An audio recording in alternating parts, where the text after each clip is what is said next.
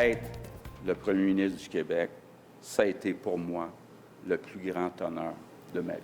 Je vois que mon nom circule, alors je voulais vous informer que j'entame de mon côté un processus de réflexion. Oui, je suis intéressé, mais je pense qu'il est trop tôt pour dire si je vais plonger ou non. Je ne suis pas là présentement. Vous donnez combien de temps? C'est une excellente question.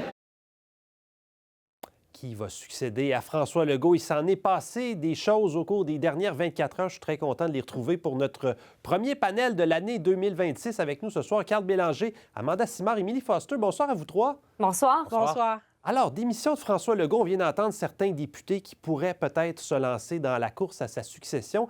Il fait partie, M. Legault, des premiers ministres provinciaux qui sont en poste depuis le plus longtemps. C'est Scott Moe, en Saskatchewan, qui a la palme en ce moment. Il a été élu pour la première fois février 2018. Vous voyez que c'est Doug Ford ensuite. François Legault est troisième. Et là, par la suite, les autres premiers ministres sont arrivés un peu plus tard. Donc, après 7-8 ans au pouvoir, le vent, des fois, commence à être un peu plus défavorable. Premier tour de table sur l'héritage de François Legault. Qu'est-ce que vous retenez, Émilie, comme bon et peut-être comme moins bon coup? Du côté des bons coups, je pense que c'est tout ce qui concerne l'affirmation nationale du Québec, l'identitaire. La loi 21, la nouvelle mouture de la Charte de la langue française, la loi sur l'intégration nationale. Jamais un gouvernement au Québec n'avait osé faire passer de tels projets de loi. Et ils ont été, somme toute, assez consensuels. Je ne dis pas qu'il n'y a pas des gens contre, il y en a, mais quand on regarde les sondages, ce sont des lois qui sont généralement bien accueillies et bien appuyées par la population au Québec. Alors ça, c'est le côté positif de la CAQ. Bon, pour ce qui est des mauvais coups, naturellement, la mauvaise gestion des 2 dernières années là, sur le 3e lien à Québec, sur sa clique, ce fameux scandale, la très mauvaise gestion de tout ce qui a concerné le changement de système informatique à la Société d'assurance automobile. Et finalement, le clou dans la tombe, je dirais, ça a été ce projet de loi qui était pas très bien ficelé sur les médecins. Ici, dans la région en Outaouais, là, ça a fait souffrir le système de santé énormément, d'ailleurs. On a perdu des médecins, moins que ce qu'on pensait, mais on en a perdu. Alors, ça a été difficile, ce passage-là, pour François Legault. La cause était peut-être bonne, c'est-à-dire réformer le mode de rémunération des médecins, mais à la toute fin, le projet de loi était mal ficelé et très mal communiqué. Ça, c'est vraiment un très mauvais coup que je lui accorde. Ouais, ça s'est moins bien terminé, effectivement, dans les derniers mois, particulièrement. Carl, qu'est-ce que vous retenez, vous? Bien, on ne peut pas passer sous silence la gestion pandémique. C'est ce qui a marqué son premier mandat. Et à ce moment-là, François Legault était vu comme un bon père de famille, le premier ministre le plus populaire à travers le Canada. C'était François Legault qui était en haut de la liste. Et il a été récompensé par les Québécois lors de l'élection suivante par une plus grande majorité. Alors, clairement, on peut critiquer ce qu'il a fait, les choix qu'il a fait, mais les Québécois ont été quand même contents de son premier mandat. Son deuxième mandat, ça s'est clairement gâté. Émilie vient de faire une liste assez complète. Mais pour moi, François Legault, son héritage, il demeure en suspens. Parce que François Legault a réussi à briser le carcan libéral-péquiste qu'on avait depuis 1970. Il a réussi à faire élire une troisième voie. Mais la question clé, c'est est-ce qu'il est resté trop longtemps? Est-ce qu'il a tout bousillé ou si la CAQ peut s'en sortir? Oui, c'est ça. On va parler de ce qui s'en vient dans un petit moment. Mais bon, Amanda, je vais vous entendre sur M. Legault. Qu'est-ce que vous retenez de lui comme premier ministre? Oui, je pense que c'est la question identitaire, certainement. Et même à l'extérieur du Québec, je pense que c'est assez positif, la perception de M. Legault. Il a protégé, son engagement à protéger le français, c'est reconnu à travers le pays. Donc, je pense qu'il y a eu énormément de leadership là-dessus. Donc, je pense que ça va au-delà des frontières du Québec. Oui, c'est ça. On entendait des gens en Ontario et ailleurs dans l'Ouest aussi saluer ce qu'il a fait au cours des 7-8 dernières années. Bon, là, Émilie, la suite des choses, on entendait déjà aujourd'hui là, des gens intéressés, plusieurs successeurs potentiels. Je ne sais pas si on a le tableau, là, mais la liste des ministres qui sont soit en réflexion ou soit qui confirment être intéressés s'allonge. Bon, Christine Fréchette, entre autres, qui a reçu un premier appui aujourd'hui. Voyez-vous quelqu'un là-dedans qui peut mener la CAQ vers les prochaines élections? Christine Fréchette. Oui. Ça prend quelqu'un qui aura à la fois le côté nationaliste fort. Christine Fréchette vient de cette école idéologique. Et ça prend quelqu'un qui a un profil économique très fort également, en particulier, non pas juste parce que c'est l'ADN du parti, mais aussi dans ces temps troubles avec les États-Unis. Et ça prend quelqu'un aussi qui a du flegme, qui a du calme. On a peut-être besoin d'être apaisé. Je vois en Christine Fréchette potentiellement l'espèce de Mark Carney, en ce sens où elle est toujours calme, posée, et elle est également dans l'action et elle a un bon portfolio au niveau économique. Elle a remplacé à pied levé Pierre Fitzgibbon et elle n'a pas fait d'erreur. Ça a été un sans faute. Il faut lui donner. Elle a plusieurs appuis dans le caucus également. Quant à Simon Jolin-Barrette et Geneviève Guilbeault, ils ont leurs fans à l'intérieur du caucus, mais ils ne font vraiment pas l'unanimité, mais vraiment pas. Okay. Il y a peut-être Sonia Lebel aussi qui pourrait être une excellente candidature, là, peut-être tout juste après Christine Fréchette, là, qui pourrait amasser beaucoup d'appui dans le caucus et qui est extrêmement aimée de la population. Mais ce qu'on aime, c'est qu'il y a des candidatures féminines. Alors, ce sera peut-être la prochaine chef de la CAQ. Je vous le fais pas dire, ça fait du bien. Et qui sait s'il n'y aura pas d'autres gens de l'extérieur du parti qui pourraient être intéressés. Carl, vous voyez ça comment les prochaines semaines? On va sous-peser les appuis et déjà, on prend position. J'entendais Mathieu Lacombe ce matin prendre position essentiellement en faveur de Mme Fréchette. Donc, elle semble faire un certain consensus présentement, mais il y a Éric Girard qui est intéressé. Il y a Bernard Drainville qu'on voit sourire. On pense qu'il est intéressé aussi. Mais moi, je ne suis pas certain qu'un ministre caquiste peut se distancer de François Legault et faire une différence. L'avantage de Mme Fréchette et de Sonia Lebel, c'est que ce sont des femmes qui sont posées et devant les trois ticottes là, qui sont en charge des autres partis. Ça pourrait être un beau contraste. Ceci dit, si on regarde à l'extérieur, le nom de Mario Dumont continue de revenir, même s'il dit non, les gens, les sirènes continuent de l'appeler, sauf que celui qui est de plus en plus sur les médias sociaux, à tout le moins. C'est Olivier Primo, cet homme d'affaires, jeune homme d'affaires qui a fait un tabac sur les médias sociaux avec une certaine démographie, les jeunes hommes en particulier. Il semble qu'il est en train d'y penser. Et est-ce que ça pourrait changer la donne? À tout le moins, ça rendrait la course intéressante. Et là, Émilie parlait d'une espèce de Mark Carney. Amanda, est-ce que vous y croyez à ce fameux moment-là où quelqu'un pourrait sauver, comme on a sauvé le Parti libéral, quelqu'un qui pourrait ramener la CAQ au sommet des sondages en l'espace de quelques mois? Oui, mais c'est quand même, il y a beaucoup de défis pour la CAQ pour se distinguer des autres partis, mais aussi pour trouver une identité qui n'est pas François Legault. Et je ne suis pas d'accord avec ceux qui comparent ça au Parti libéral du Canada avec l'an dernier, parce que le Parti libéral du Canada a 165 ans, fondé en 1861, qui a passé à travers 15 chefs, dont 10 premiers ministres. C'est vraiment un parti qu'on connaît. On sait c'est quoi les valeurs fondamentales, le dénominateur commun de chaque chef, parce que ça change avec les chefs, mais quand même, on sait pour qui on vote. Alors que là, la CAQ est très liée avec François Legault. Ça va prendre quelqu'un vraiment qui les distingue. Oui, bon.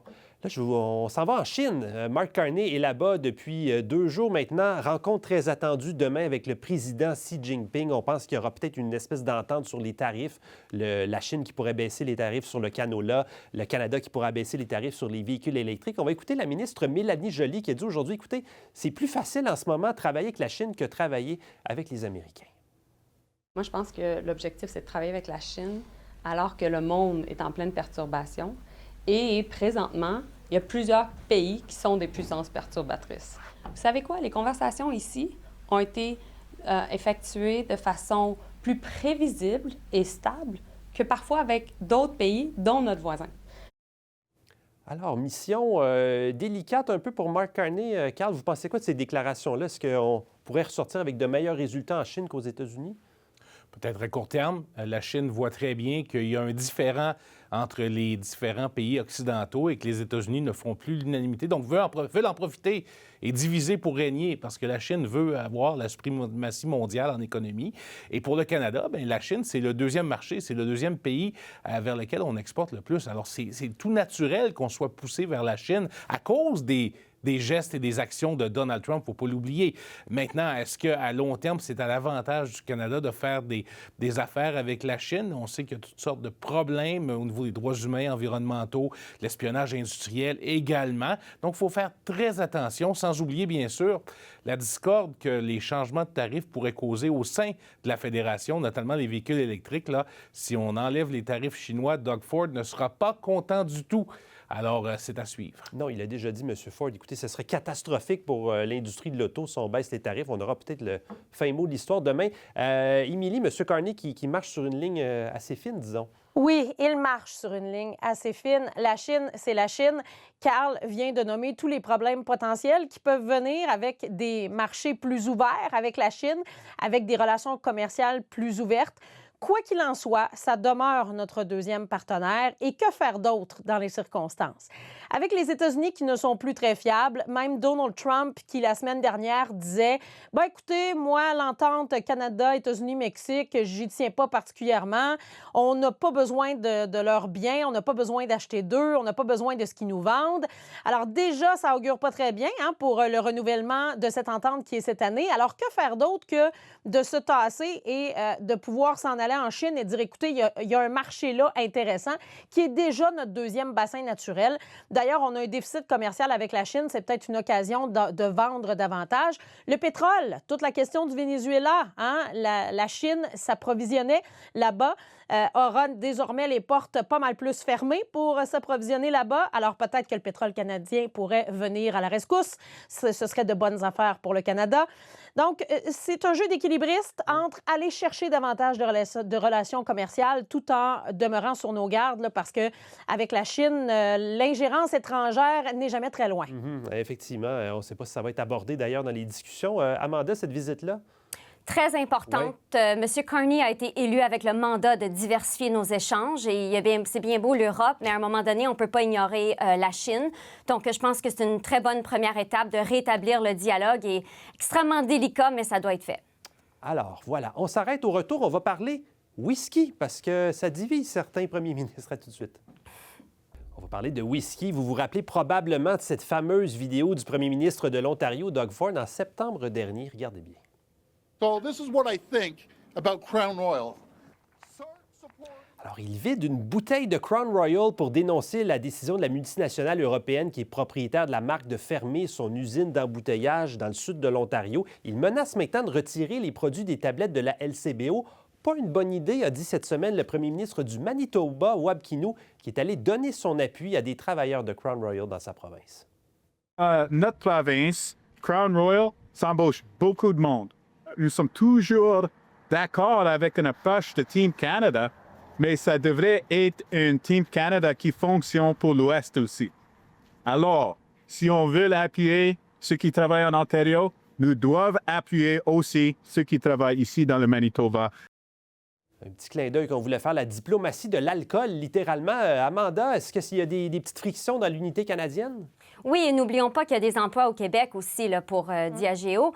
Et je pense qu'un boycott fonctionne seulement si ça a un effet net négatif sur l'entreprise. Alors là, ce qui va se passer, s'ils n'ont pas la LCBO qui achète d'eux et c'est pas profitable pour eux, Diageo va pacter ses affaires et s'établir ailleurs. Alors, on va perdre des emplois au Manitoba et au Québec et en Ontario. Et qu'est-ce que M. Ford va avoir accompli? Absolument rien. Alors, on retire ou pas les produits, Carl?